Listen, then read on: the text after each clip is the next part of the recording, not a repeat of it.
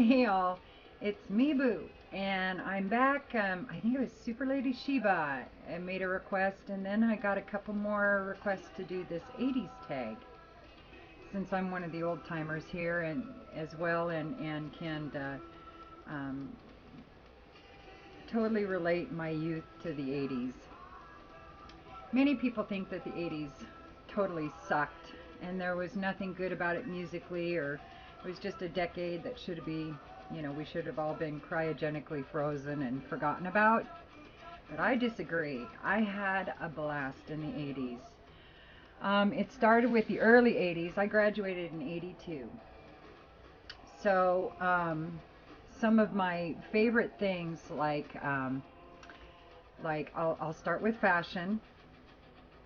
So here's a picture of um, what I dressed like in the first half of the 80's.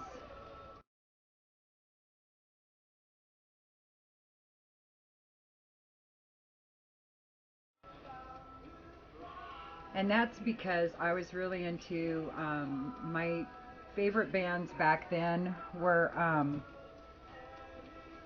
I was really into new wave punk, especially the British Invasion and imported records.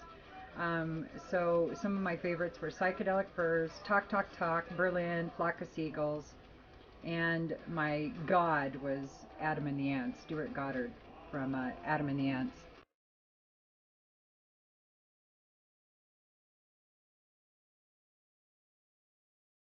And they're playing in the background. I was wackadoo.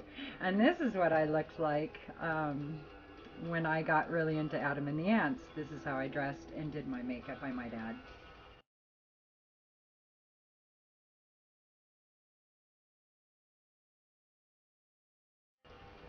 So, anyway, uh, Adam and the Ants was just, I got booted out of my house just before I turned 16. And so I moved in with my sister for a short time, and then I lived with friends until I graduated high school. And most of the friends that I moved in with were serious punk rockers. And so they're the ones that turned me onto it, because I went from a suburban, upper white, middle class school to an inner city school that was more colorful than a rainbow. I loved it. And so I hung out with just a real mix of incredible people. Malia, Tandy, Jan, and Ray and I all hung out together. We were the under the freeway crowd, which usually meant there was a lot of doobies going around, and might have dropped a little vitamin A from time to time. And mushrooms were something we didn't eat with our pizza. So we were, they had a punk rock day at high school, our first year together, and we called ourselves the Pig Bitches. Leah and Tandy and I did. I have no idea where that came from, but we called ourselves the Pig Bitches. So anyway, they had a punk rock day where all the jocks and socias and popular people, preppy people, came in. They'd wear the skinny ties. They'd look like something out of the Blues Brothers, and we all laughed at them because that wasn't punk rock. And so we all came to school that day wearing torn up AC/DC t-shirts, bell-bottom jeans. And so we were so rebellious. So anyway, so I was really into Adam and the Ants, and some of the for the first half, and some of the movies I liked back then. Weird Science. I mean, I was wackadoo over Weird Science. I still love that movie. That movie still cracks me up. I mean, I still refer to that. How you doing? How you doing? I mean, it's there's so many parts of that movie that are so quotable.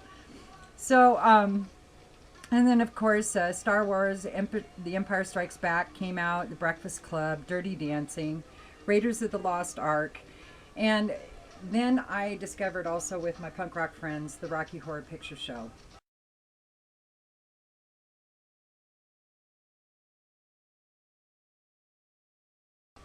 I was a huge fan. I went like 16 times, which was nothing compared to my friends. I had a Frankenfurter outfit.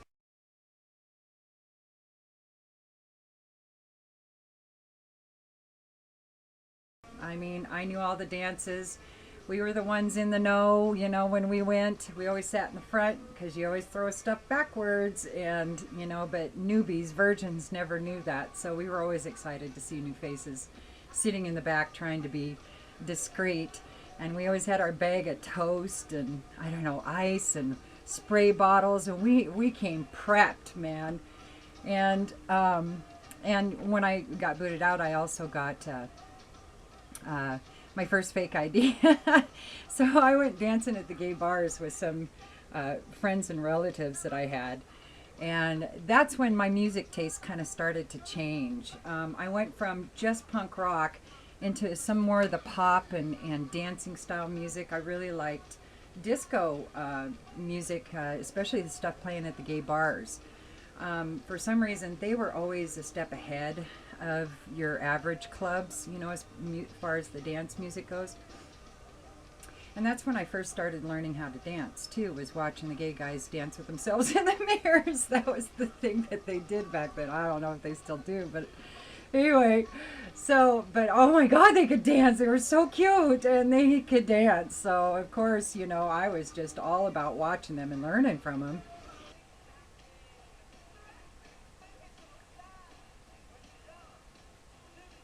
And then the electric slide.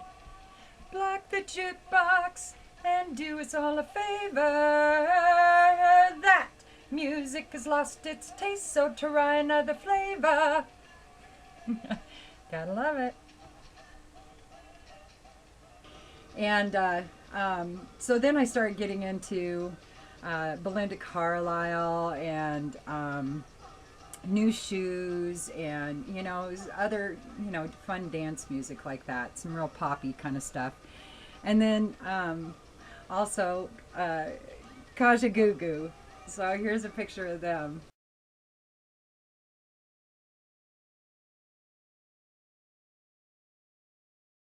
I shit you not, I was so into it. Too shy, shy, hush, hush, eyed eye. I thought it was the shit right there now.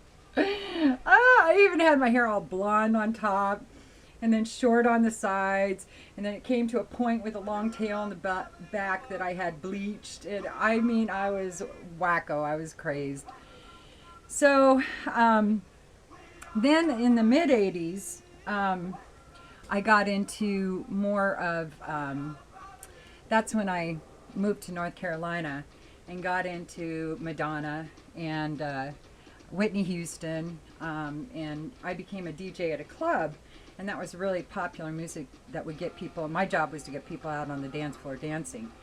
So I'd play a set of country, play a set of rock, and I'd play a set of dance music.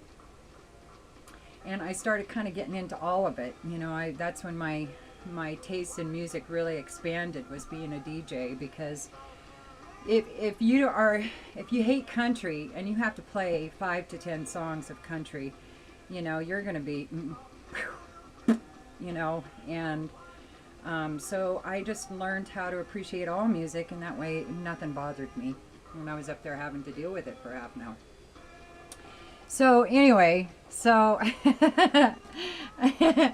and with the invasion of Madonna into my life also came, like I've talked about before, when I lived in New York City, I was into the short shirt dresses with the short boots, usually white boots with lots of grommets on them, and then little lacy socks sticking out the top, and then fingerless lacy gloves or arm, all the way arm gloves, and big wild hair.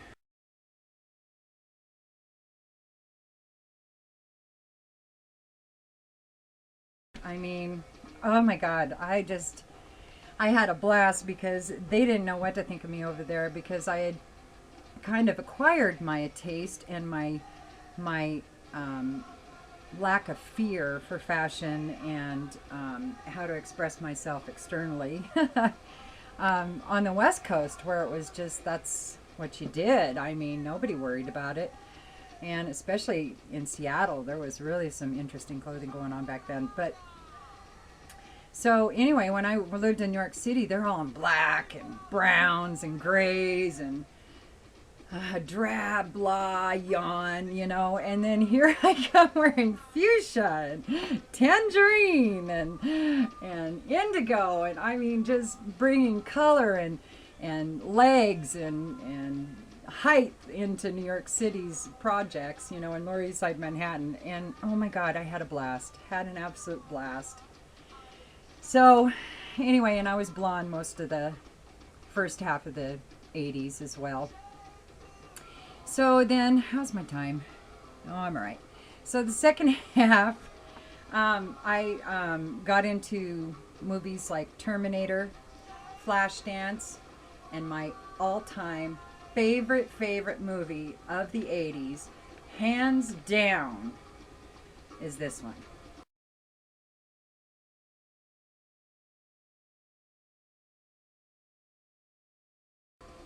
The Lost Boys. Bing! Hello, dressed like them too. I'm not even kidding.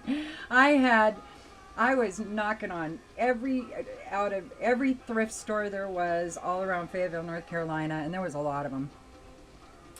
And every place I could think of to get, you know, the same style of clothes. I loved the way, I thought those were the tightest looking vampires ever in the history of vampires. They dress so cool. I would dress like them now if I could pull it off. So anyway, Lost Boys, number uno.